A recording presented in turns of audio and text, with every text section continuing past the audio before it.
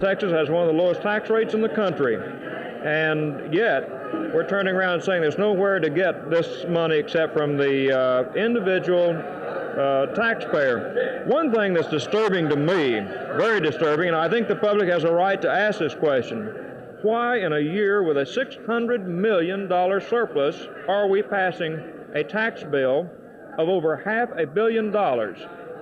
And of this amount, almost $140 million of it is going to cities and for highway use that was never requested.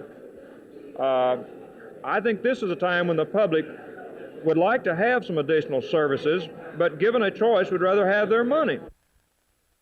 I think it's the worst tax bill that has come before the House or the Senate since I have been down here. It is a bill that places too much of the burden on the consumer, too much of the burden on those who are least able to afford the taxes, and therefore basically an unfair bill. Have you been pressured at all? No, I have not been pressured as such. I have been asked to vote for the bill, but I will not vote for any bill of this nature, a bill that overtaxes, in my estimation, the consumer. I'm for a broad-based bill that will be fair to all of our sources of income in the state.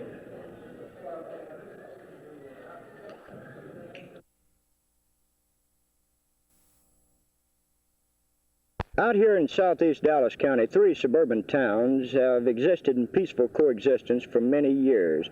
But now, suddenly, the 3 towns are caught up in something of a strange race, a race for home rule government.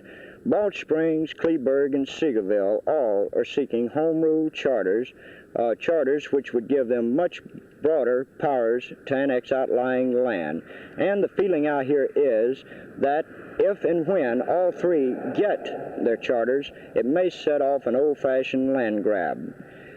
All 3 towns now are operating under town and village forms of government which restrict annexation. Right now, Kleberg is leading the race. Citizens here go to the polls September 23rd to accept or reject home rule. Elections in Balch Springs and Seagoville are expected in October. We talked with Mayor Cecil Ridgel of Kleberg about it. Well, our main purpose is to take in a 650-acre tract of land from Log Cabin to Pin Oak Drive in the bottom, and which goes on to Trinity River. And the reason for taking in this particular tract of land is what? We feel like in the near future there's going to be a lot of activity up and down that river when and if it is a reality, become navigable. And we want some docks and wharfs and one thing and another down there. Officials of all 3 towns are playing down the annexation angle, each apparently not wanting to upset the other. But in reality, the next race we see in southeast Dallas County may be for land. And by this time next year, many a farmer in outlying southeast Dallas County may find himself incorporated. This is Tommy Ayers reporting for Kleberg for Channel 8 News.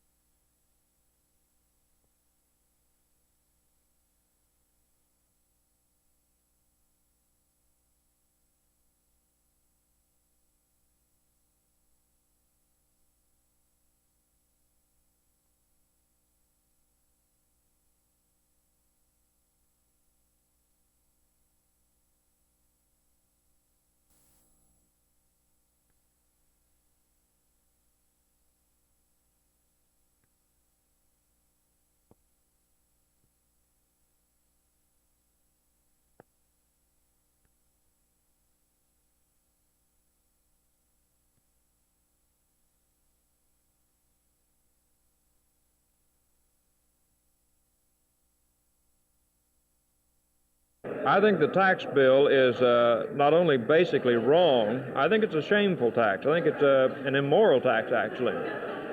It is a tax that hits a person on a fixed income. It hits a person with medium income with a family and school. It's one thing for business to have a business deduction for expenses that they pay taxes on. It's quite another for the individual with a moderate or limited income who has to buy food, who in the day of rising prices on repair of automobiles would have a tax on that, would have a tax when they park their car, would have a tax on laundry, dry cleaning. I see no way that we can defend this as a fair and equitable tax. There's not any good tax bills. I think this is a workable solution. I think it's an alternative possibly to an income tax, and I don't think the people want an income tax. So, and it's